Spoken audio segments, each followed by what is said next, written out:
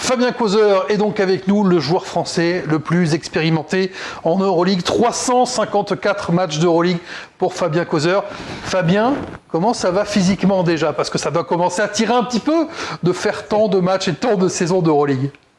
Ouais, je vais pas mentir, hein, c'est vrai que là j'arrive à 38 ans d'ici 3 mois, donc ouais, ça commence à faire. En plus, ça a été une année un peu compliquée physiquement. J'ai eu une pubalgie il y a 2 mois qui m'a embêté pendant plusieurs semaines, que d'ailleurs j'ai un peu toujours, mais bon voilà, je tire un peu dessus dans le sens où je sais que je suis plus proche de la fin que du début, donc voilà, j'essaie vraiment de profiter des derniers instants basket, que ça soit cette année, l'année prochaine, je sais pas encore, j'ai pas pris de décision officielle, mais voilà, je sais que je préfère ne pas avoir de regrets derrière, donc quitte à laisser un peu le corps en PLS pendant les prochaines semaines, bon voilà, s'il y a des moments importants qui arrivent dans la saison en plus, donc c'est toujours bien d'être avec le groupe.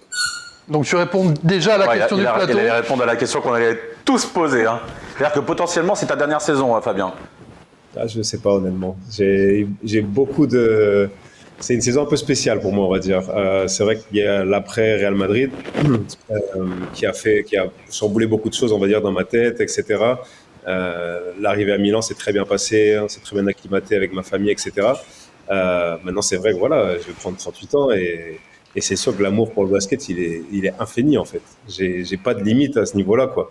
Mais à un moment donné, il y a des choses dans la vie qui se passent. J'ai 2 petits enfants que je veux vraiment passer beaucoup de temps avec eux, etc. Donc je sais que je suis pas loin de la fin. Je sais pas si c'est cette année, si c'est l'année prochaine.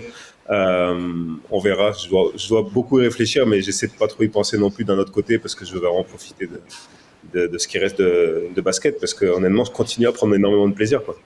On va parler évidemment du Real, de ton acclimatation à Milan, mais a priori donc pas de LeBron James pour toi. 40 ans, c'est trop, tu vas pas aller jusque-là, quoi. Je pourrais y arriver honnêtement, hein, sans prétention, je pourrais y arriver physiquement. Je pense qu'aussi j'ai une femme aussi à côté, etc., qui me suit depuis des années. Voilà, elle s'occupe des enfants. Je pense que le travail que font les familles autour des joueurs, c'est quelque chose qui est sous-coté. Vraiment, c'est vraiment le pilier, on va dire, pour un joueur. C'est vraiment la stabilité aussi en dehors des terrains. Et je pense que tous ces efforts-là que nos familles font, voilà, ils sont loin aussi de leur famille tout le temps, etc. Donc voilà, c'est quelque chose qui est remarquable. Et je pense qu'il y a un moment donné, faut arrêter d'être égoïste aussi sur ce niveau-là, quoi. Donc c'est un peu un tout, on va dire. Donc ce sera cette année ou l'année prochaine, c'est sûr. Mais ouais, certainement, j'irai pas jusqu'à 40 ans. Tu parles de famille beaucoup déjà, Fabien. Tu as passé presque 10 ans, voire plus, si je ne dis pas de bêtises, en Espagne. Ta femme est espagnole, tes enfants sont espagnols, sont en Espagne. Comment s'est passé cet été? Est-ce que ça a été ton choix, pas ton choix, de dire à ta famille, on va devoir partir de la maison pour peut-être une maison tout aussi agréable, parce que Milan c'est une belle ville et l'Italie c'est un beau pays, mais comment ça s'est passé pour toi là, pour le coup, en tant que papa et en tant que mari, d'annoncer ça à sa famille? Ça a été dur. Ça a été dur dans le sens où, dans tous les cas, ma femme et en conséquence mes enfants, m'ont toujours laissé cette liberté de choisir toute ma carrière, ce que je voulais faire. Et évidemment, on a eu une chance énorme d'être à Madrid pendant 7 ans. Il reste la ville de ma femme, donc je pense que pour elle, c'était un peu l'idéal. Et en fin de compte, ça a été une décision plus du Real qu'autre chose. Donc ça a été très dur. Ça a été très dur pour moi parce que ça a toujours été mon club de cœur. J'ai vécu tellement de choses là-bas, pas seulement juste les titres. Enfin, comme tu dis, j'ai 2 enfants qui sont nés là-bas. J'ai ce côté vraiment amitié que j'ai fait avec beaucoup de joueurs du staff, etc. Donc je pense que ma femme, d'ailleurs, le jour où ils m'ont dit qu'ils allaient pas me garder, c'est la première fois qu'elle m'a vu pleurer. Donc je pense que ça dit beaucoup de choses sur vraiment l'amour que j'ai toujours et que j'aurai toujours pour ce club. Donc vraiment, ça a été une décision qui a été faite par défaut, tout simplement. Mais dans tous les cas, la priorité, c'était de trouver autre chose où il y aurait vraiment une stabilité justement pour cette famille. Et je pense que Milan était un très bon compromis au niveau Euroleague et une ville qui est très agréable, un pays qui est très agréable. Tu dis que bien sûr c'est pas ton choix, on s'en doutait un petit peu, on va pas se mentir, vu justement le nombre d'années que tu as passé à Madrid. Qu'est-ce qu'on t'a, à part reproché, parce que c'est difficile de te reprocher quelque chose sur le terrain, mais Pourquoi ce choix en fait? En plus, on voit cette année quand même que c'est pas simple à la main pour le Real. Et qu'est-ce qui a motivé les dirigeants du Real pour se dire bon bah Fabien, on va pas te garder. Et comment tu as réagi par rapport à ça, en dehors dans le cercle familial de pleurer, mais qu'est-ce que tu leur as répondu à eux? Alors, je peux pas non plus prendre la parole pour eux maintenant, mais ma propre déduction, ça a été un peu que je pense qu'ils ont un peu profité du départ de Chacho et de Rudy Fernandez. Je pense que c'était une fin d'une période, il y avait 2 anciens qui partaient et ils se sont dit bon ben on va mettre du 109, donc un petit peu entre guillemets à mettre Fabien dans le package quoi. C'est vrai que ça faisait 7 ans que j'étais là-bas, j'ai perdu un peu d'importance dans le groupe sur la dernière saison, même si j'ai joué les matchs importants comme chaque année je les ai joués, je les ai bien joués. Maintenant voilà, il y a un temps pour tout. Moi, c'est quelque chose que j'ai compris. Hein. J'avais d'ailleurs cette petite, au fond de ma tête, j'ai toujours eu l'espoir de rester. Mais je me dis toujours, bon, si je me mets à leur place, qu'est-ce qui va se passer? Qu'est-ce qu'ils veulent faire? Il y a des gars comme Djadad Moussa qui sont arrivés, Mario Hezonja qui sont très bien acclimatés, voilà, c'était supposé être les prochains leaders, etc. Donc voilà, autant profiter qu'il y ait quelques anciens qui partent, etc. Pour mettre du 109 et pour changer un petit peu ce qui est en train de se passer. Donc voilà, moi c'est un peu ma déduction par rapport à ça. Moi ce que je leur ai dit, ben non, rien, tout simplement, j'ai accepté, je les ai remerciés en fait. Même si eux m'ont remercié aussi pour tout ce que j'ai donné pendant toutes ces années au Real Madrid, moi je leur ai remercié seulement pour la chance, parce que moi je savais que si on me donnait une chance, j'allais réussir à me faire ma place dans cette équipe, dans ce club, et jamais j'aurais pensé que j'aurais fait presque 500 matchs là-bas, quoi. Enfin, c'est un chiffre exceptionnel, j'ai 14 types là-bas, enfin, voilà, ça reste, comme je vous dis, c'est le scénario un peu parfait, évidemment. Le plus que parfait, ça aurait été de terminer là-bas en gagnant un titre à la fin, etc. Mais bon, ça c'est...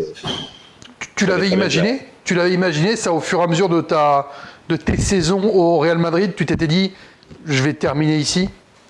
Ouais, bien sûr. Je suis quelqu'un qui est très positif. Je suis quelqu'un qui essaie toujours d'avoir 1 ou 2 coups d'avance sur tout ce que je fais. Et c'est vrai que c'était mon objectif. Je vais pas le mentir, je vais pas le nier. C'était une énorme déception pour moi de partir l'été dernier. C'est clair et net. Ça a été un crève-cœur. Enfin voilà, mais c'est comme ça. C'est comme quand tu es amoureux d'une personne et qu'elle veut plus être avec toi, tout simplement. Je veux dire, c'est comme ça. Il y a des choses qu'il faut accepter. Et après, on tourne la page, on part sur autre chose et on prend du plaisir ailleurs. Et Dieu sait que c'est pas facile tous les jours. On a du mal à accepter, Fabien. On peut pas tout le temps accepter, en fait. C'est difficile. Hein. Ah, mais bon, quand t'as pas le choix, quand t'es pas, répare. Hein. On sait. Non, mais bien sûr. Nils, on va venir vers toi. Nils, on va venir vers toi pour une question pour Fabien. Ouais, tu le savais déjà, Fabien, après le Final Four de l'an dernier, que le Real allait pas trop sérieux, parce que j'ai un souvenir de ton interview après la finale perdue où tu disais que c'était une défaite qui allait remettre des choses en question, que là, t'allais devoir te poser et réfléchir à la suite de ta carrière. Non, je le savais pas, mais je savais que ce résultat-là était quelque chose qui allait certainement impacter beaucoup sur les décisions du management, tout simplement. Parce que le Real est fait pour gagner tous les ans. Le Real veut gagner tous les ans, que ça soit n'importe quel trophée, que ce soit la Super Coupe jusqu'à l'Euroleague. Et le fait d'avoir perdu cette finale, je pense que, tu sais, quand on gagne, t'as pas envie de changer en fait. Ils disent tout le temps pourquoi changer quelque chose qui fonctionne, quoi. Donc, je pense que à ce moment-là, il y a peut-être un tournant où il se passe beaucoup de choses dans les bureaux qui font que voilà. Ils partent sur autre chose derrière, quoi. Même si je pense qu'il y avait des signatures qui étaient déjà faites, etc. Mais moi, par exemple, je sais que l'année où Djadad Moussa il arrive, c'était déjà prévu que je parte. Sauf que je fais une fin de saison en trombe et ils peuvent plus me laisser partir. Enfin, il y a des moments comme ça dans des carrières qui font que si le joueur il fait une fin de saison exceptionnelle, comment t'expliques ça à tes fans, quoi? Donc tout simplement tu restes. C'est une équipe qui a la chance d'être bien financièrement, donc ils font cet effort. Au lieu d'avoir 14 joueurs, ils en ont 15. Et ensuite on verra pendant la saison comment ça se passe. Et ça m'est arrivé certainement plusieurs fois avec le Real Madrid. Maintenant, comme je dis, j'ai pas d'amertume pour eux. Au contraire, enfin, je leur souhaite toujours le meilleur, sauf contre nous. Ça se passe mieux pour vous au final. Au final, ça se passe mieux pour vous. Excuse-moi. Ça se passe mieux à Milan finalement. Je sais pas si ça se passe mieux. On a perdu aussi la coupe. Ils ont perdu la coupe. En fait, c'est même pas est-ce qu'on va faire mieux qu'eux en fin de saison. Tu vois. Je sais par exemple le match qu'on va jouer là-bas, le 25 mars. C'est un match qui va être très important pour les deux. Ça se trouve, on joue le play-in là-bas, quoi. Donc, ça va être un match vraiment très, très spécial, émotionnellement parlant. Mais en plus de ça, il va falloir essayer de mettre de côté pour performer et revenir avec la victoire. Et tu penses que tu auras Un peu comme ça se fait Petite beaucoup en célébration. NBA, un accueil, un espèce d'hommage, quelque chose comme ça. Ce serait un peu scandaleux que. Ce serait qu'il y ait pas- scandaleux. qu'il y ait C'est pas, quoi, quand même. 6 ans, 7 ans au Real, 7 ans, quelque chose ouais. comme ça. C'est vrai que ce serait scandaleux. Est-ce pas qu'ils si t'ont on déjà était prévenu parlé par le club, mais je pense que oui, par les fans, il y aura certainement voilà, une bonne acclamation quand il y aura la présentation des équipes. Je pense que c'est quelque chose que j'attends déjà parce que ça va me faire du bien. Je pense que ça va me fermer la porte un peu à ce moment parce que j'ai pas pu dire au revoir vraiment au Real Madrid à la manière dont j'aurais aimé le faire, que ça soit avec les fans en fait. Parce que tu peux leur écrire une belle lettre sur les réseaux sociaux, mais ce moment de dire au revoir aux gens vraiment après avoir passé tant de soirées au Wishing Center, c'est quelque chose que j'attendais et que j'attends toujours, c'est clair. Est-ce que, on termine sur le Real et après on embrayera sur Milan, est-ce que cette finale, perdue l'an dernier, vous découpez la saison régulière, cette défaite seulement, vous faites 3-0 en quart, la demi-finale elle est survolée aussi, il vous manque une mi-temps pour concrétiser, c'est ton plus gros regret au Real? Ouais, en tant que titre, certainement, ouais. Ouais, dans le sens où on a vraiment dominé la saison de la tête et des épaules. C'est depuis le début de saison, hein, on roulait vraiment sur tout le monde. Après, on a eu des moments difficiles comme chaque saison, un moment de creux et derrière, on revient au top au moment le plus important et même ça se voit derrière en Liga. Derrière, on finit la saison, on met 3-0 au Barça, on met 3-0 en finale à Murcie. Enfin, on était clairement la meilleure équipe d'Europe. Maintenant, le format de l'Euroleague fait que le Final Four, ça reste un événement super spécial. Et les deux finales que j'ai gagnées, les 2 titres d'Euroleague que j'ai, c'est vraiment sans être favori en fait. Donc à chaque fois, c'est un peu la même histoire. C'est quand tu arrives favori au Final Four que tout se joue sur 40 minutes sur un match, c'est hyper compliqué. C'est très très dur d'être bon ce jour-là et que l'autre équipe justement qui a un peu moins de pression ne joue pas son meilleur basket. Et c'est ce qui s'est passé. Le Pana a survolé sur la finale. Ils ont un peu eu de mal au début, mais derrière, on a senti tout de suite qu'ils avaient le vent en poupe et que voilà, ils ont enchaîné. Hein. Il n'y a rien à dire sur la finale. Avant de passer à Milan, comment t'expliques un petit peu cette saison en dents de scie, à la fois du Real mais aussi du Barça?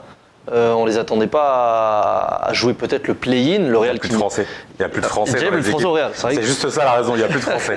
Ah, mais comment t'expliques un peu, toi qui connais le championnat espagnol par cœur, le Barça galère aussi en championnat. Quelle est ta vision un petit peu externe de la situation? On peut rappeler, hein, Barcelone 9e actuellement, Ouais. 15 victoires, 13 défaites comme Milan. Le Real 12e, 14 victoires, 14 défaites hors play-in et Baskonia qui est encore C'est un petit peu plus loin. Fabien. Ouais, et comme le dit Faisal, compliqué en championnat pour Barcelone, hein, très très compliqué. Hein. On les attend toujours top 4 à chaque fois. Ah, c'est une bonne question. Après, on peut refaire le monde, on pourra en parler jusqu'à demain, hein, mais je pense qu'il y a le Real, clairement, je pense qu'il y a déjà il y a 3 anciens qui partent. C'est quelque chose qui est très important, pas seulement au niveau performance basket, sur tous les jours. Je pense que dans le vestiaire, c'est quelque chose qui est très important à avoir dans les moments difficiles, d'avoir des joueurs avec de l'expérience. Et je pense que, bon, voilà, vous parliez des Français, mais le départ de Vince et surtout celui de Gershon, parce que Gershon, il est vraiment en last minute. C'est quelque chose qui a fait ultra mal au Real. Je veux dire, Gershon était irremplaçable à ce moment-là du mercato, quoi. Donc, ils ont fait un petit peu du bricolage avec ce qu'ils avaient et ça a pas marché. Donc, je pense que le Real, il y a un peu de ça. Et le Barça, je pense que la blessure de la Provitola au début de saison, fait très mal. Enfin, c'est un gars ça fait des années qu'il est au top niveau européen et vraiment le jeu était tourné autour de lui.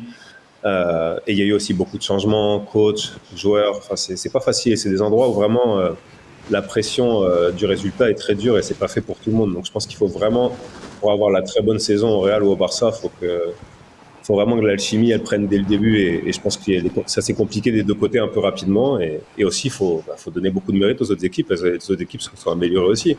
Je veux dire, personne n'attendait Paris à ce niveau-là en début de saison. Comment dire, le Bayern c'est un peu la même histoire et on a certainement l'Euroleague la plus serrée de l'histoire de l'Euroleague en fait. Hein. Je veux dire, nous, à chaque fois qu'on gagne 2 matchs de suite, on dit ah c'est bon, on va être 7e, 6e. Non, on est encore 9e. Enfin, je dis c'est un peu fou. Et tu perds 2 matchs, c'était hors play-in quoi. Donc bon, c'est vraiment très compétitif et je pense que c'est alléchant pour le public. Tiens, avant d'aller voir Nils pour parler de Milan, tu as parlé des anciens Français du Real. Tu as toujours un groupe chat avec Peter Cordelli, Gershon Yabusele, Vincent Poirier. Vous avez quelque chose genre la Maison Blanche sur un... Ouais, voilà, ça s'appelle les Frenchies. voilà. Le WhatsApp, on est toujours très connectés, on Vraiment, on a passé 2 années ensemble, un peu plus avec Gershon et Vince. On s'est tellement marré ensemble pendant 3 ans que voilà, on a gardé ce contact-là et on est tout le temps en contact les uns avec les autres, avec un petit décalage horaire pour Gershon, mais on est vraiment Entre Gershon et Vincent, il y a beaucoup de décalage. Il y en a le matin, il y en a le soir, et puis il y a Fabien au milieu pour récupérer les messages. Nils, on passe à Milan, la saison de... J'ai une dernière question. Question sur le Real, une question hypothétique pour Fabien. Si cet été, hypothétiquement, le Barça t'avait contacté pour te faire signer, est-ce que tu aurais réfléchi, est-ce que tu aurais pu y aller ou t'as le cœur qui est trop madrilène? Impossible. Mais rien que ta femme, non? Ta femme, elle t'aurait défoncé si elle est madrilène. Oh oui et non, ma femme elle dit ouais, si derrière ça suit, bon bah on verra, tu vois. Mais Rabiot avait dit la même chose, hein. Rabiot avait dit la même chose et hop là, ça signe à l'OM. Ouais. Non, honnêtement, à ce moment-là de ma carrière, non. Peut-être plus tôt, si imagine-toi, je dis au bout de 2 ans, 3 ans, ils me disent on ne veut plus, machin, bah à un moment donné, comme a fait un peu la Provitola en fait. Par défaut, le Real ne le voulait plus, le Barça arrivait avec un bon contrat, etc. Il est parti là-bas, il y a pas de. Je trouve qu'il devrait pas. Les fans ne peuvent pas non plus s'énerver. Il faut dire, les gens, ça reste un business et ils ont une famille aussi à nourrir, les gars. En plus, c'est un très bel endroit pour vivre. Donc pourquoi pas, mais moi, non, je suis allé beaucoup trop loin dans cette relation avec le Real Madrid. Impossible. Comment ça se fait avec Milan? Alors à l'été, tu sors de ce Real Madrid où manifestement tu as eu beaucoup de mal à accepter la décision des dirigeants madrilènes. Comment les contacts se sont noués avec Milan? Comment tu arrives à Milan? Et je rajoute, est-ce qu'il y avait d'autres équipes que Milan qui t'ont fait des propositions? Ouais, alors le marché était ultra lent pour moi cet été. Je vais pas vous mentir que j'étais un peu pas entre la déception et j'avais un petit peu peur en fait, tout simplement, de me dire où est-ce que j'allais finir parce que les clubs Euroleague ont mis beaucoup de temps à bouger sur moi. Je pense que sur le reste du monde ça bougeait, mais etc. Mais j'ai vraiment commencé à parler avec des équipes Euroleague fin juillet quoi. Donc ça a été un mois assez long à se demander qu'est-ce que j'allais faire tout simplement. Par rapport à d'habitude, c'est quand, quand tu avais changé de club, c'est quand, pour donner un exemple à nos auditeurs? J'ai jamais signé un contrat après le 30 juin. J'avais déjà le prochain presque sur la table. La saison se finissait, j'avais déjà les propositions, quoi. Donc c'est pour ça que ça m'a paru éternel. Chose qui est normale, entre guillemets. Comme d'hab, j'essaie de me mettre à la place des GM, etc. Et voilà, ils veulent d'abord aller chercher ce qui est jeune, etc. Et ils voient ça sur l'avenir. Mais c'est vrai qu'avec Milan, ça s'est fait un peu pas par hasard, mais bon, il y avait un petit intérêt, mais j'étais pas une priorité. Et mon agent a passé la Summer League à Las Vegas il a vu Messina là-bas. Et en fin de compte, il s'est assis avec Messina tout simplement, et il lui a parlé de moi. Et en fin de compte, Messina s'est chauffé très très rapidement. Et c'est un coup de chance en fait. C'est presque un coup de chance. Je sais pas si c'est un coup de chance ou c'était le destin. En fin de compte, tu vois que il y a toujours une part de chance dans le sport, que ce soit pour une chose ou une autre, mais ouais, c'est clair. Ça a été une coïncidence, on va dire quoi. Et derrière, moi c'est clair. Quand il m'a dit Milan, je me suis dit voilà, ça y est, ça va être ça quoi. C'est vrai qu'il y a eu d'autres équipes qui se sont rapprochées derrière. J'ai eu le Bayern qui s'est rapproché derrière, etc. Mais j'ai pas eu tant d'équipes que ça, d'Euroleague qui étaient vraiment intéressées. J'ai eu des équipes d'Espagne, j'en ai eu pas mal. Mais c'est vrai que je voulais jouer en Euroleague. Voilà, je voulais que mon dernier contrat, ça soit un club d'Euroleague.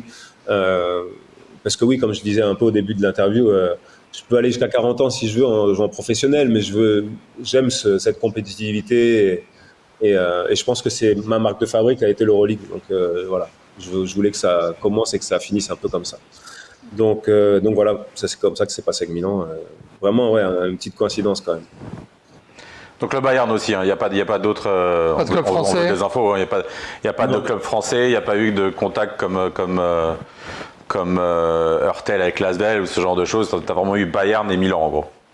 Ouais, au début j'avais Paris qui était ils voulaient savoir un peu en fait là, comment ça se passe, je vous explique, c'est que après ils ont vu ton salaire, ils ont fait après ils ont vu le salaire de Fabien, c'est pas possible. En fait, ils commencent par ça les clubs ils commencent par ça, ils commencent par se dire ok, on attend sur ce poste là, on attend sur ce poste là, etc. Donc des fois ils appellent même pas parce qu'ils savent en gros qu'ils n'ont pas l'argent pour tel ou tel joueur en fait, tout simplement. Donc quand mon agent parce que je lui ai dit, appelle toutes les équipes d'Euroleague et on voit, et quand il appelle Paris ils disent on adore le joueur machin, mais il veut combien? Donc voilà, et tout de suite ça a fermé la porte. Ça a été trop cher. Pas de club français, mais Milan. Comment Comment on change de pays? Est-ce que tu connais la langue? Est-ce que tu parles italien? Est-ce que voilà, Est-ce que tu manges mieux? Est-ce que la bouffe est meilleure en Tu Italie? préfères les pâtes ou la paella? Enfin, toutes les questions à la con qu'on a. Non, mais voilà, comment tu changes à l'intersaison? Comment tu passes en Italie? Ouais, premièrement, le déménagement était assez galère, on va dire. Il fallait changer de la maison carrément qu'on avait achetée en Espagne pour partir sur un appart sur Milan parce que les prix de l'immobilier à Milan, c'est quelque chose. On en parle un autre jour, mais c'est quelque chose. On va faire une émission spéciale sur l'immobilier à Milan. Comparatif Paris-Milan. Ouais, non, c'est assez exceptionnel. Donc voilà, beaucoup d'organisation. En fait, le plus important, c'était où est-ce qu'on va mettre les enfants à l'école, où est-ce qu'on va vivre. Et voilà, c'était vraiment ça le plus important. Mais est-ce que tu t'es dit, juste Fabien, je reviens là-dessus, est-ce qu'à un moment tu t'es dit, comme c'est le cas pour d'autres joueurs, je laisse ma famille à Madrid, puisque de toute façon je sais que je vais jouer que 1 an ou 2 ans.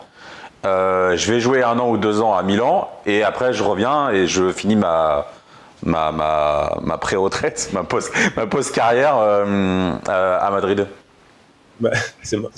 Moi, dans ma tête, c'était impossible que ça se passe comme ça, mais j'ai quand même demandé à ma femme qu'est-ce qu'elle en pensait.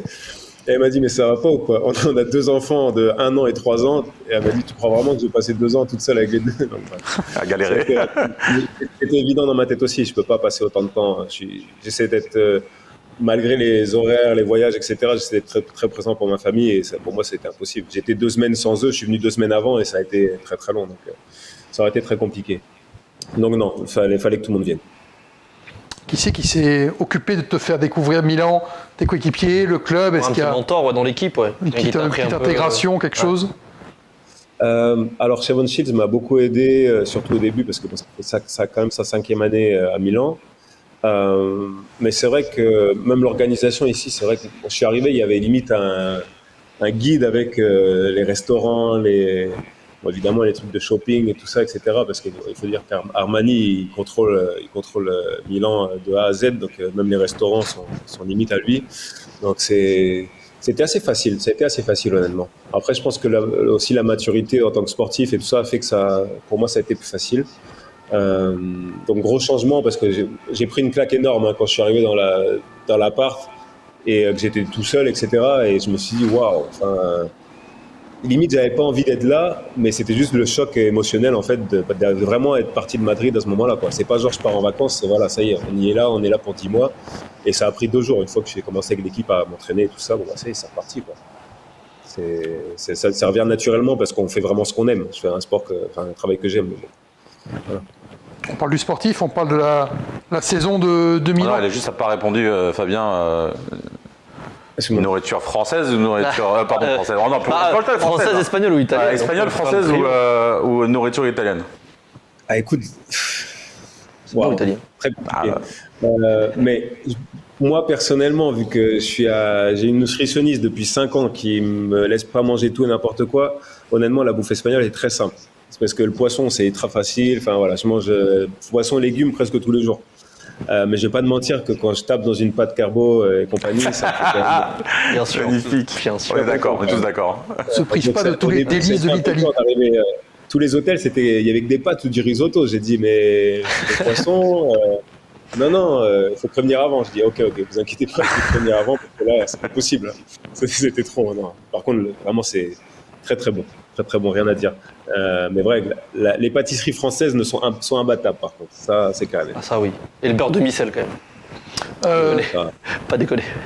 Mais ça, c'est vous les mecs de l'Ouest là. Mais, pardon, le beurre de micelle, c'est exceptionnel. Le beurre de micelle, c'est obligé.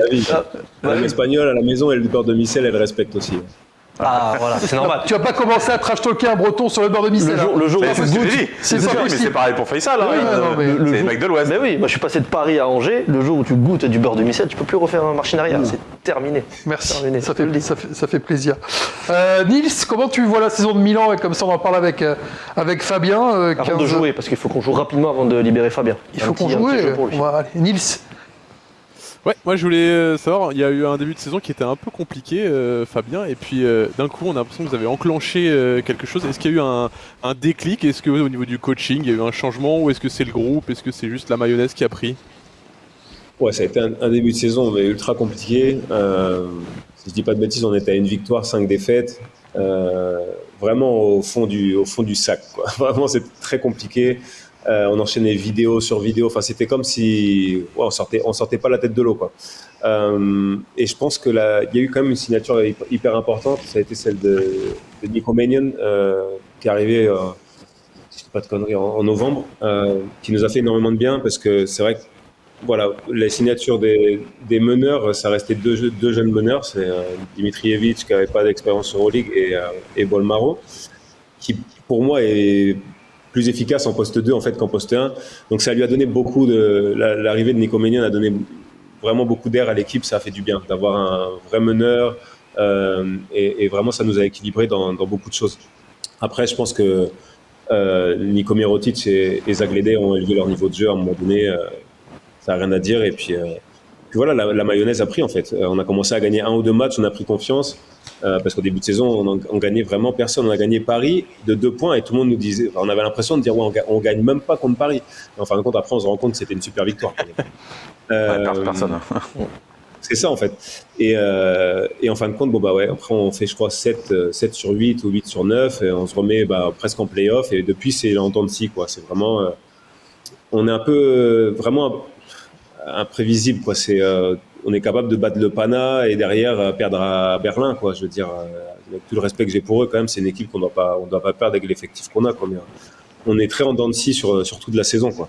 Et je pense honnêtement, je pense qu'on a notre place.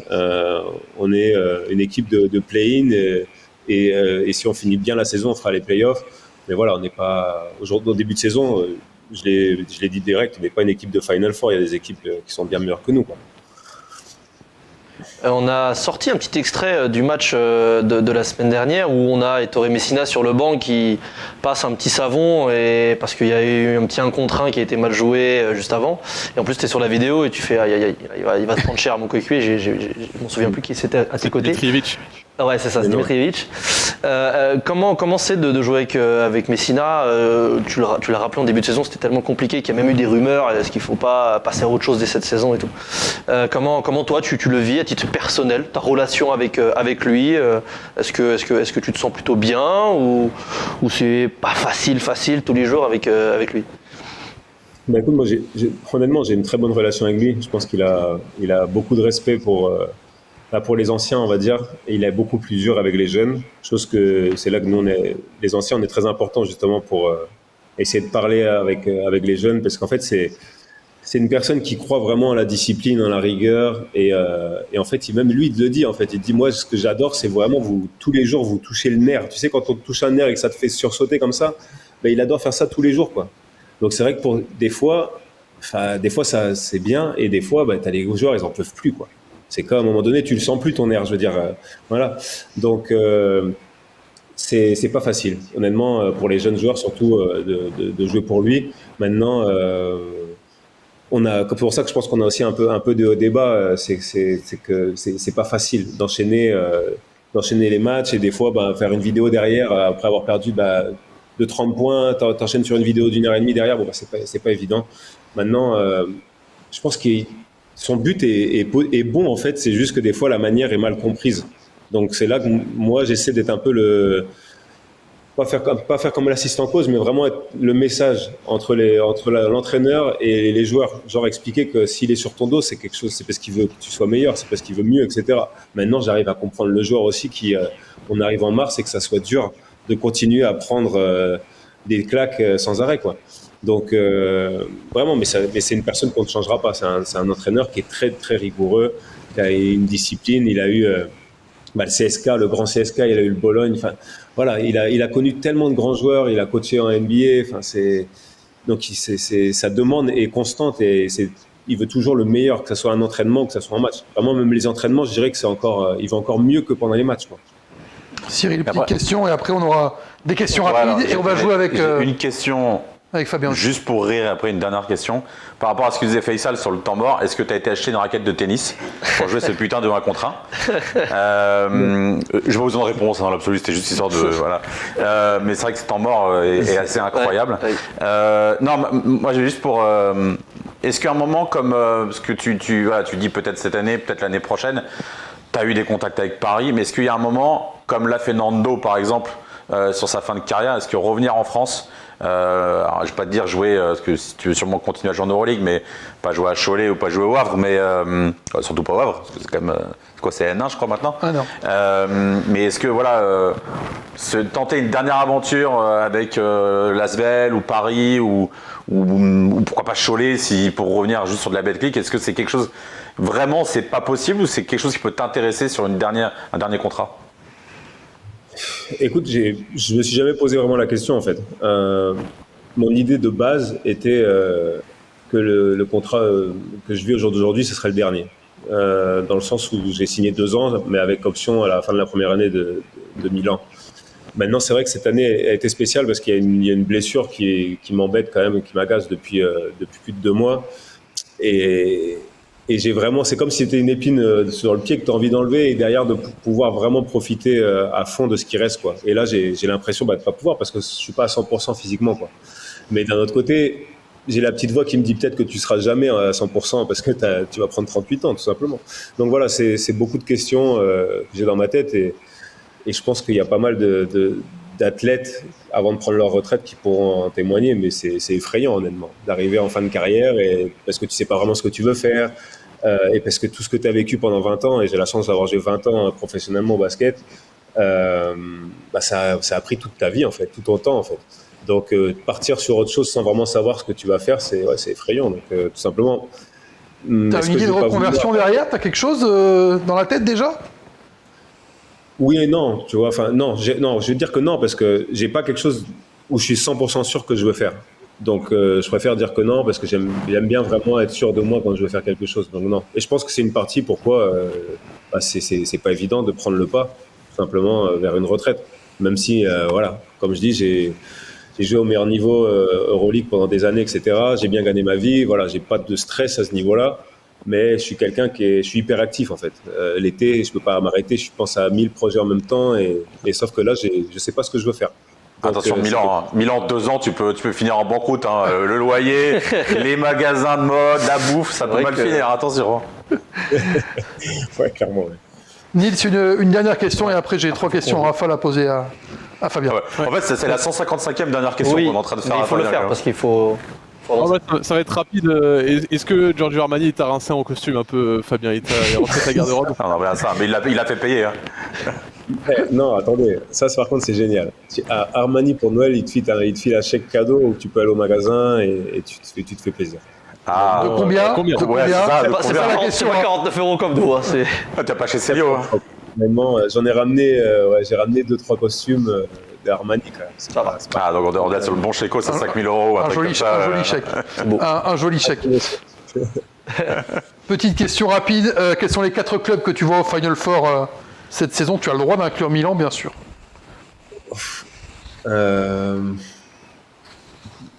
Les Grecs, Olympiakos et Pana.